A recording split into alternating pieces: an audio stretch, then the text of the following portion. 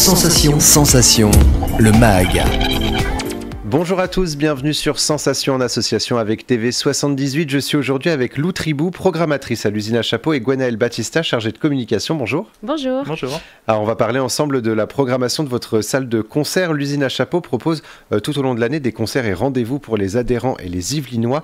Alors comment et pourquoi adhérer à l'usine à chapeau ?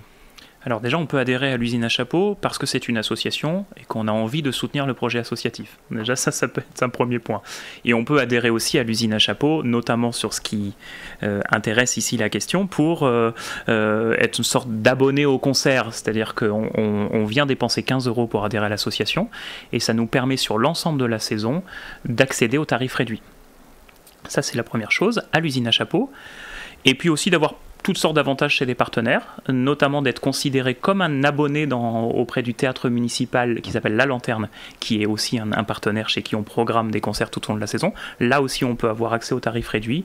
Et ensuite, toute une liste de commerçants qui jouent le jeu à Rambouillet, où on peut avoir ici 10-15% sur des achats culturels ou toutes sortes de choses. Et quelles sont les ambitions à travers votre salle de concert ? C'est de proposer un maximum d'artistes pour un maximum de publics différents, on va dire. C'est pour pouvoir œuvrer pour la diversité culturelle, mais aussi être accessible, comme on disait, au plus grand nombre et que tout le monde puisse ouvrir les portes de l'usine à chapeau. L'usine à chapeau, c'est également un centre social et de pratique amateur. Est-ce que ça doit être avant tout un lieu de rencontre entre les passionnés de musique ? Tout à fait, que ce soit des enfants qui viennent prendre un cours de guitare ou que ce soit aussi les musiciens de nos studios qui donc répètent à l'année on a 2 studios de répétition donc, qui sont peut-être semi-professionnels ou alors les artistes qu'on programme en soirée du coup pour un concert. L'idée c'est que ces différents niveaux on va dire d'appétence pour la musique ils soient tous représentés, en tout cas qu'on puisse pousser à leur rencontre dans la salle, soit aussi pour une masterclass ou une soirée jam session, tout ça pourrait y rentrer. Alors avant de parler de la programmation du mois de novembre, on va un petit peu parler de la date du 20 octobre. Vous proposez une soirée karaoké à l'usine. Comment va s'organiser cette soirée et pourquoi faire un karaoké à l'usine à chapeau ? Pourquoi ? Parce qu'on adore la fête, on adore rigoler. Là, l'idée, c'est vraiment de proposer une soirée amusante pour tout le monde. Oui, bien sûr, c'est sous toujours on va dire l'ambition que ce soit musical derrière tout ça, mais ça reste très, très joyeux et accessible dans le sens où on vient, on va pouvoir proposer un morceau, tu as un animateur qui est aussi DJ sur place et donc il va pouvoir te le lancer, tu as les paroles sur l'écran et donc là tu pousses ta voix et tes amis seront derrière toi pour t'encourager, pas du tout se moquer, et voilà, ça va être un moment je pense super sympa. Alors le 8 novembre, vous proposez une masterclass batterie avec Boris Le Gall. Quel est l'intérêt de cette masterclass ? Alors les masterclass, ça s'adresse avant tout aux musiciens. Là, en l'occurrence, c'est une masterclass un peu spécifique qui va prendre plus l'allure d'une démonstration. Boris Le Gall est un batteur, donc il va s'adresser avant tout aux batteurs, mais aussi aux gens qui aiment la batterie et peut-être qui ne pratiquent pas encore. Et là, l'idée, c'est qu'on n'est pas sous forme d'atelier où les gens du public vont pouvoir pratiquer, à la différence d'autres masterclass qu'on propose. Là, on sera dans une démonstration où lui a beaucoup de références dans de multiples groupes qu'il a, et il va pouvoir montrer différentes façons de jouer la batterie pour justement permettre à certains de faire évoluer leur jeu et de prendre quelques astuces. Donc ça c'est le 8 novembre et le 11 novembre à l'usine à chapeau, Johnny Osbourne fera vibrer le public avec Bijou en première partie. Pourquoi avoir programmé ces 2 artistes ? Eh bien parce que c'était l'idée de proposer en tout cas un temps fort reggae. Johnny Osbourne, c'est un grand du reggae jamaïcain, ça fait 40 ans qu'il est sur les routes, donc là en plus il est accompagné d'un band assez complet, donc Bijou en première partie, il est en solo et il vient du Val d'Oise, donc l'idée c'était de proposer cette première partie à un artiste du territoire de la même esthétique à peu près. La plupart du temps, c'est ce que vous souhaitez faire, justement, proposer une première partie avec un artiste du territoire ? Bien sûr, là il vient d'un peu plus haut, c'est pas les Yvelines, mais ouais, on s'attache vraiment à faire ça parce que les premières parties, c'est un moyen pour soutenir la scène émergente, des groupes locaux, et oui, en fait, ça permet en fait à ces artistes-là d'avoir moins de stress, avoir un public qui est déjà conquis en fait, qui vient pour pour un artiste. Donc il y a moins de pression pour eux.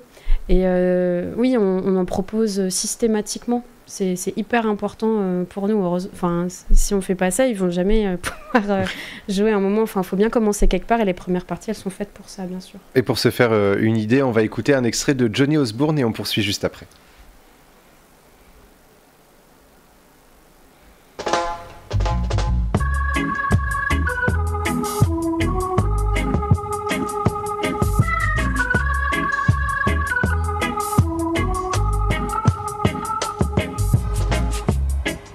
Your art and not your garments.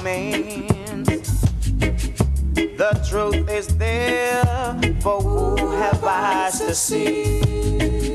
Partiality has no place in this judgment. Remember the words of prophecy. Children run, come to truths and rights. That's what I'm about. Et le 25 novembre, on change totalement de registre avec Wax Taylor qui se produira à la Lanterne. Pouvez-vous nous en dire un petit peu plus sur l'univers musical de cet artiste ? Avec plaisir. Wax Taylor, il est identifié comme un producteur français. En fait, c'est un des premiers à avoir bien mêlé l'électro, le hip-hop. C'est quelqu'un qui sample, qui scratch. Il est vraiment au milieu de la scène. Il est aussi accompagné de musiciens. Mais voilà, je pense que même si son nom parfois ne parle pas, quand on entend le groove de certains de ses sons, en fait, tu vas le reconnaître tout de suite.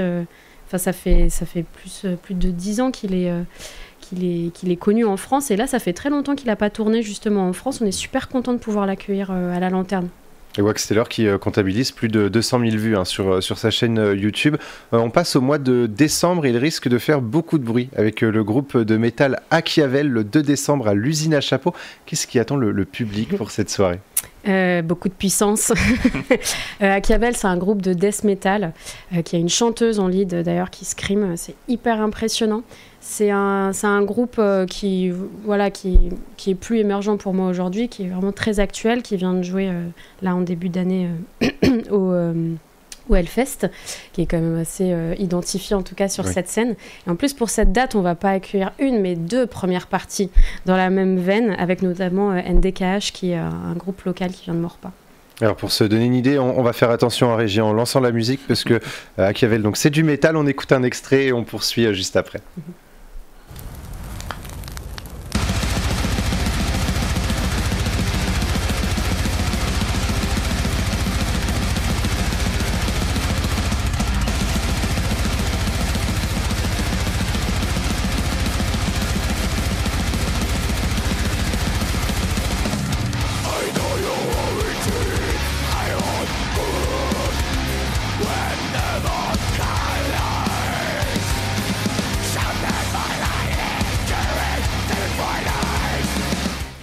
Achiavel, c'est donc le 2 décembre à l'Usine à Chapeau. On termine la programmation du mois de décembre avec plus de légèreté puisque vous accueillez le groupe MPL et en première partie ce sera Isé. Alors quels sont ces 2 artistes ?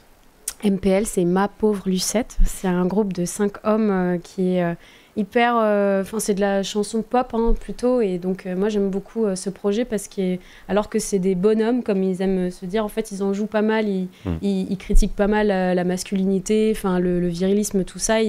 Ils le font de manière assez chouette, très accessible. J'aime beaucoup comment ils écrivent. Et donc sur scène, ils sont très communicatifs.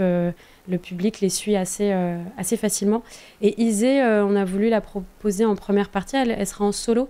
C'est également une artiste de pop un peu chanson. Et elle a sorti un titre qui s'appelle Acacia, qui a été assez streamé aussi, qui est très identifiable en tout cas. On en reparlera dans une prochaine émission. En janvier, il y a également le tremplin des lycéens en cavale. Alors quelques mots sur ce tremplin. Alors c'est un tremplin qu'on organise avec les Uluberlus, qui est une association francilienne.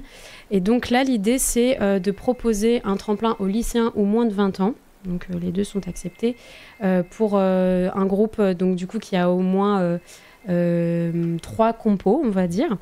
Donc ils peuvent se présenter à ce tremplin-là. Et donc l'idée, c'est de faire... Là, à l'Usine à Chapeau, on accueille une audition, mais après, il y a demi-finale et une finale qui se passera à Petit Bain, à Paris, en mars. Et donc ceux qui seront lauréats de ce tremplin bénéficieront d'un accompagnement des huluberlus qui sont producteurs de spectacles en fait par ailleurs. Et on pourra en reparler donc dans une prochaine émission. Le 20 janvier, il y aura également Kalika. Merci beaucoup Lou et Gwenaëlle d'avoir été avec nous sur Sensation. Et pour revoir ou réécouter cette émission, rendez-vous sur notre site et notre application Radio Sensation.